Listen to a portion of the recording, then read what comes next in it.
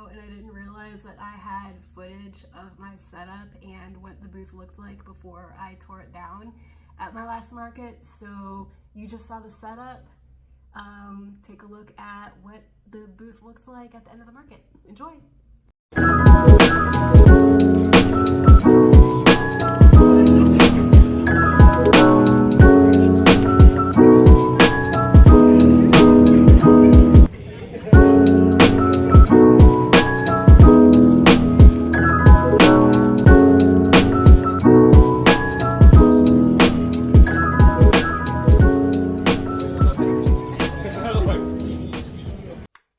Friends, I hope it's been a good week. It is Thursday afternoon and I am just now getting to you for the market recap of the market that I had on Sunday.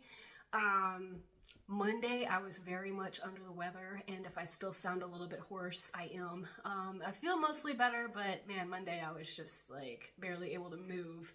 And then at the market, somebody asked me if I would do a custom for them, which took me all of my crocheting time on Tuesday and yesterday. And then when I posted pictures to Instagram, the customer was like, yeah, thanks, but no thanks, which kind of made me mad. But she wanted this like sitting dragon. And so this was just like fail on all sides. Okay, this just massive fail. Let me get that out of the way.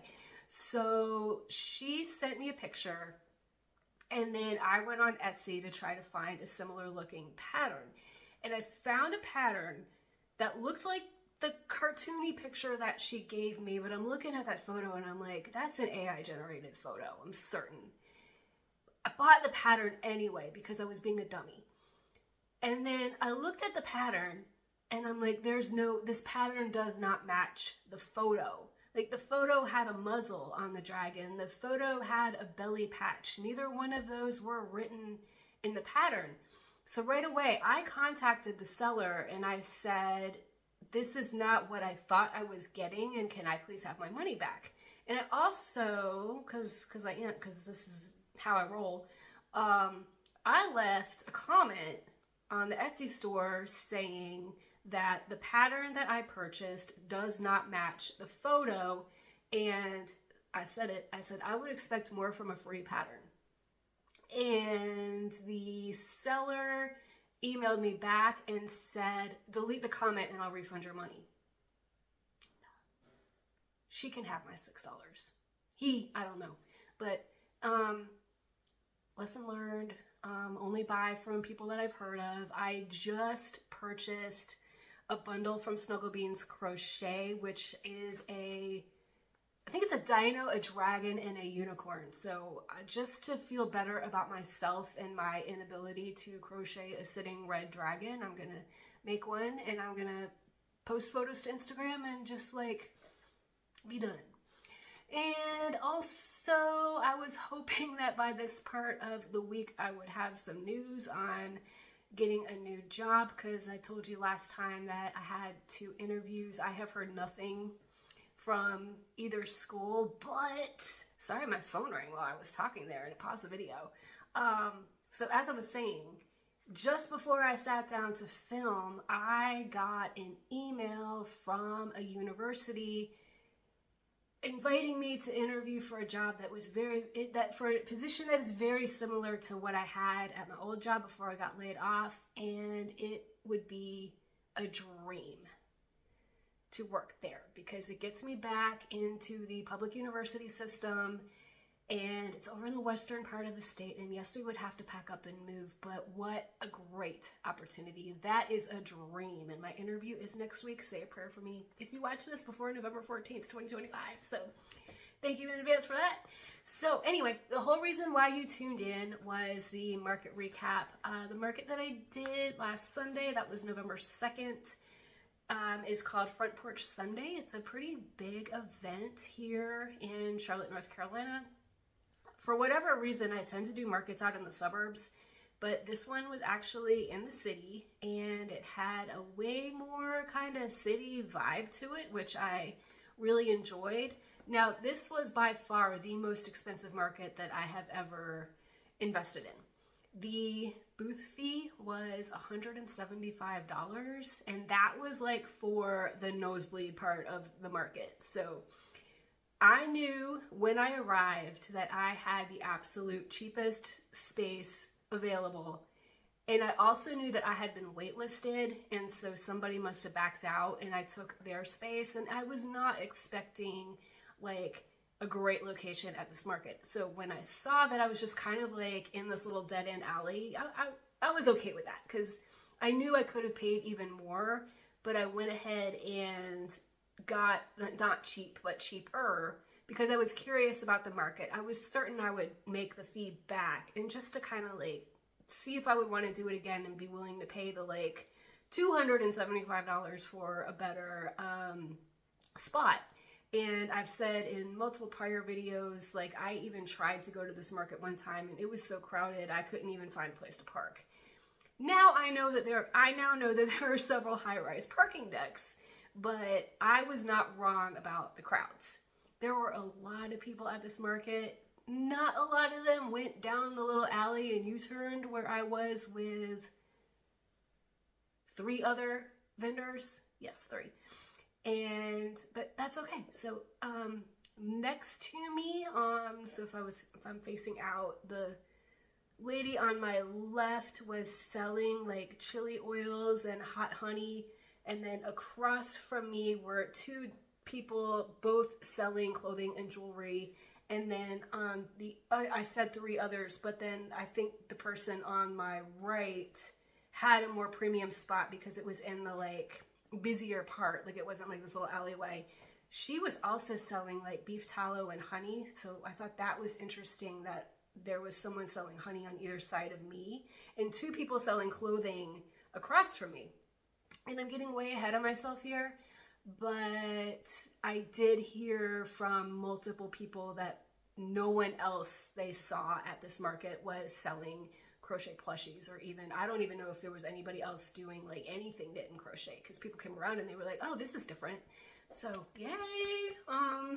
That may have been why I was waitlisted prior, because I did read that they try not to do a lot of like duplicate booths, but then again, I was also looking like 2 people across from me, clothing and jewelry, honey on either side of me, but you know, maybe they only let 1 crocheter in at a time. I am not mad at that, and I would happily pay a jury fee to be told that I'm not getting in than to pay like $100 registration fee and then to find I am right across from another crocheter, because we've all been through that, right?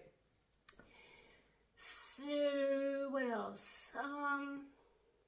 The setup time, my setup time was 8:15 in the morning, and the times were staggered because I had to find some street parking and then like unload everything out of my car and then go find a place to park. Luckily, there was a deck like right across from the unloading zone where I was, and the market went from 10:30 to 4:30, and because I am just like so out of order telling you what happened, it really slowed down around 3.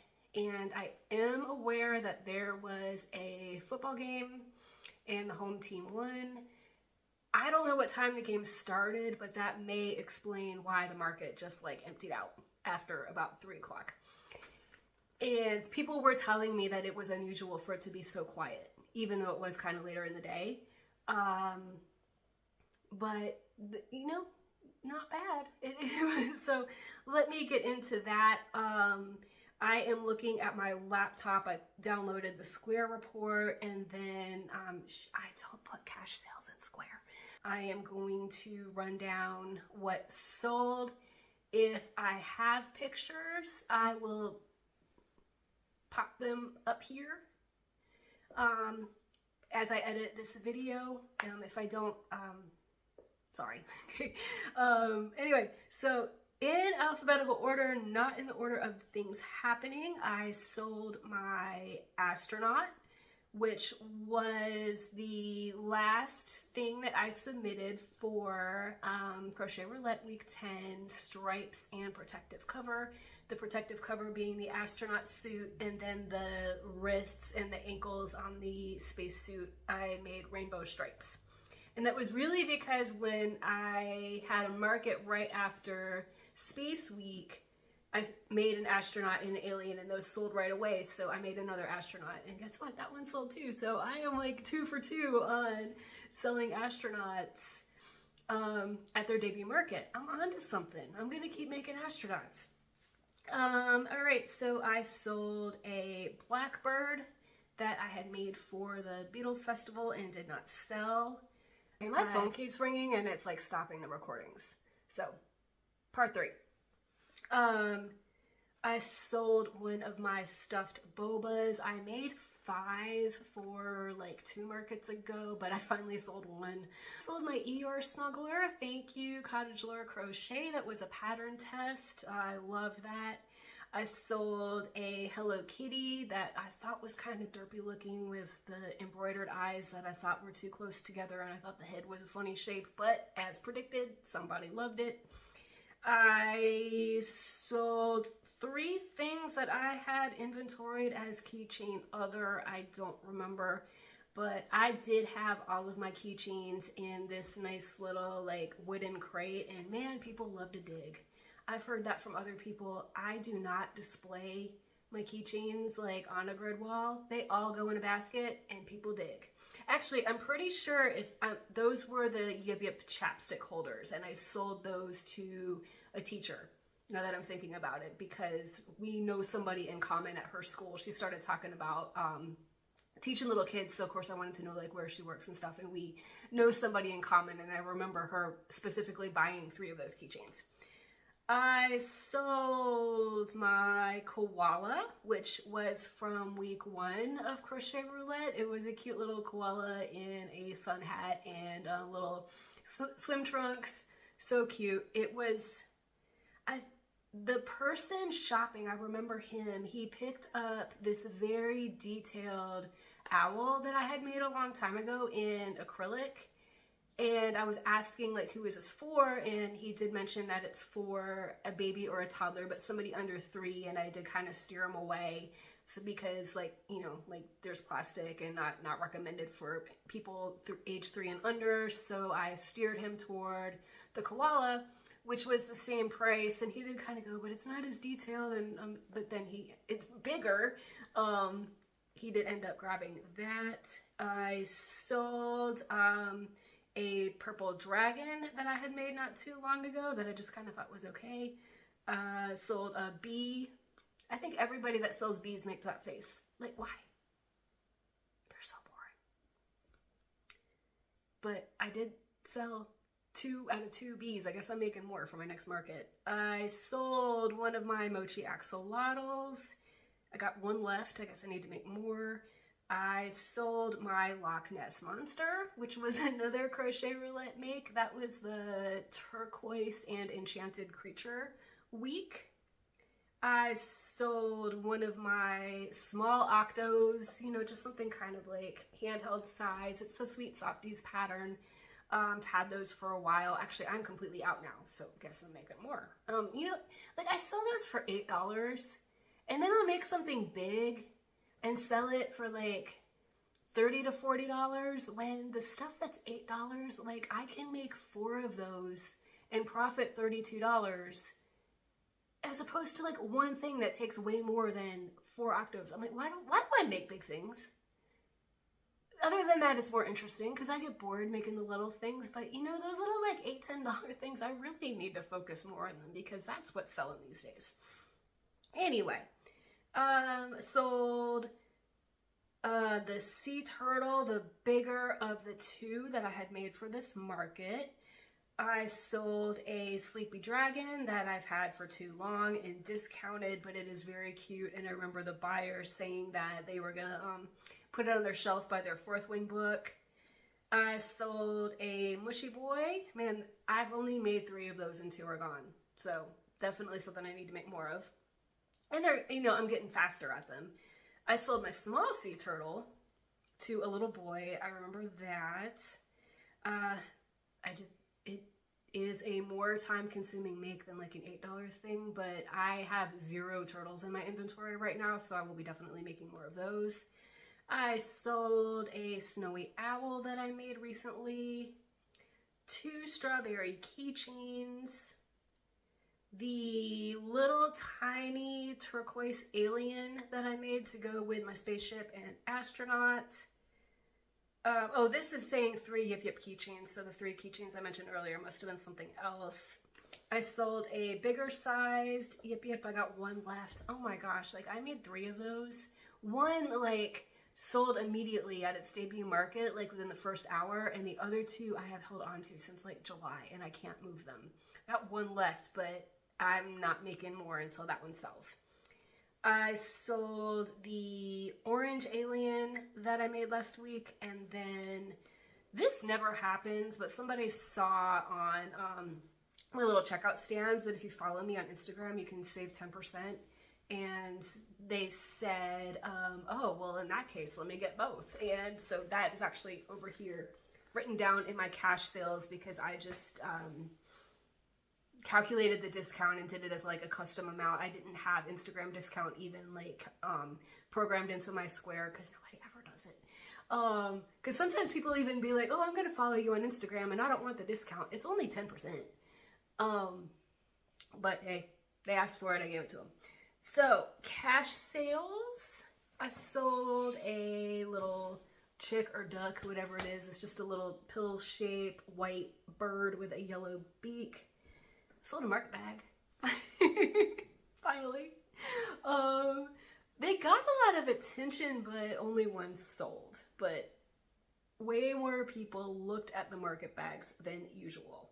I sold Mischief the monkey from the lady who was across from me selling clothing. Sold a dashboard duck. I sold a little tiny strawberry turtle, which completely wiped me out of turtles. A octo keychain, another dashboard duck, and my last sale of the day was actually somebody that I used to work with years and years and years ago. Sold a bee. So in total sales, $462. So that about ties with one other market where I sold close to $600, but I think that other market won because the booth fee was only $40. So I definitely won that day, and I also won on like many levels because the No Kings March took place, like the June, July one, the summer one. And people were leaving the rally just as the market was opening up. So people were like really hyped up on adrenaline and just buying stuff left and right. So I got very, very lucky that day. But I kind of feel like the, almost $600 that I got at this market would almost be low for that site. And again, like I did pay for a cheaper, I got what I paid for.